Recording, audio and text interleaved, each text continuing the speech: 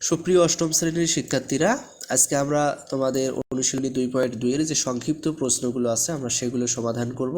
তো 7 ক নাম্বার প্রশ্নে বলা হচ্ছে যে 5% হার মুনাফায় 500 টাকার কত বছরের মুনাফা 250 টাকা হবে। তো দেখেন,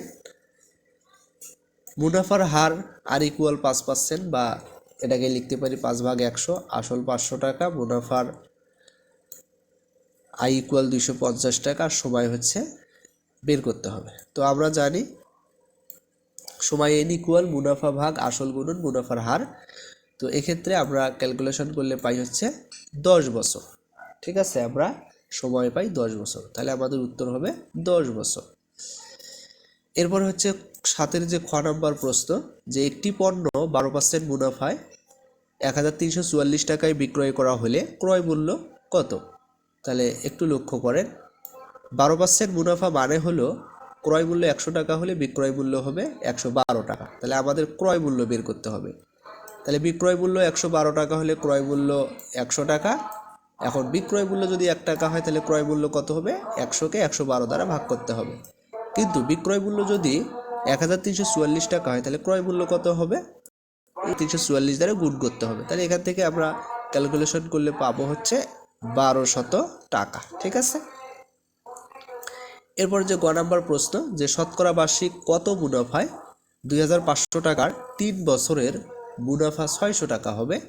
তাহলে এক্ষেত্রে আমাদের মুনাফার হার বের করতে হবে। ঠিক আছে, তাহলে দেখেন আমাদের আসল দেওয়া আছে 2500 টাকা, সময় 3 বছর, মুনাফা 600 টাকা, আর মুনাফার হার কত? তাহলে আমরা জানি যে মুনাফার হার আর ইকুয়াল মুনাফা গুণন 100 ভাগ আসল গুণন সময়। তাহলে এক্ষেত্রে আমরা যদি মানগুলো বসাই, মান বসানোর পর ক্যালকুলেশন করলে আমরা পাবো হচ্ছে 8%। তাহলে উত্তর হবে শতকরা বার্ষিক 8 টাকা বা 8%।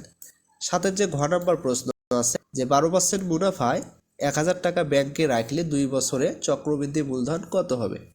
তাহলে চক্রবৃদ্ধি মূলধনের সূত্রটি ব্যবহার করলেই এটি হয়ে যাবে। তাহলে দেখেন, আসল হচ্ছে 1000 টাকা, মুনাফার হার 12% বা 0.12, অর্থাৎ 100 দ্বারা ভাগ করলে পার্সেন্ট তুলে দিয়ে সময় এন ইকুয়াল 2 বছর।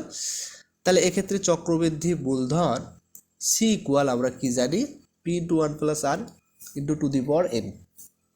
তাহলে এখানে যদি আমরা মানগুলো বসাই, মান বসানোর পর আমরা চক্রবৃদ্ধি মূলধন পাবো হচ্ছে 1254.4 টাকা। তাহলে এটাই হবে আমাদের উত্তর। এরপরে যে 19 নম্বর প্রশ্ন আছে, যে কোনো শহরের বর্তমান জনসংখ্যা 30 লক্ষ এবং ওই শহরের জনসংখ্যা বৃদ্ধির হার প্রতি হাজারে 30 জন। এই প্রতি হাজারে আমরা শতকরায় কিন্তু হিসাব করি, এখানে প্রতি হাজারে দেওয়া আছে। তো 1 বছর পরে ওই শহরের জনসংখ্যা কত হবে? তো দেখেন, তাহলে এখানে বৃদ্ধির হার দেওয়া আছে প্রতি হাজারে 30 জন, এটাকে শতকরা বা দশমিকে নিয়ে আসতে হবে। তো জনসংখ্যা বৃদ্ধির হার আমরা 30কে যদি 1000 দ্বারা ভাগ করি তাহলে 0.03 বা 3%। তাহলে বর্তমান জনসংখ্যা পি ইকুয়াল হচ্ছে 30 লক্ষ, সময় এন ইকুয়াল 1 বছর। তাহলে 1 বছর পর জনসংখ্যা হবে বর্তমান জনসংখ্যা প্লাস বর্তমান জনসংখ্যা গুণন বৃদ্ধির হার। তাহলে জনসংখ্যা সমান কত হবে?